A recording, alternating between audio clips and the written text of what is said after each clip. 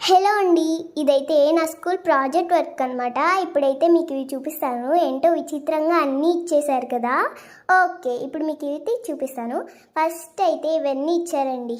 First ఇది చూపిస్తాను చూడండి. ఇది మ్యాథ్కి సంబంధించిండేది, నెంబర్స్ బిల్డింగ్ తినుంది, స్టిక్కర్స్ అనుకుంటా. నెక్స్ట్ ఇది కూడా మ్యాథ్కి సంబంధించిండేదే. నెక్స్ట్ ఇది ఇంగ్లీష్కి.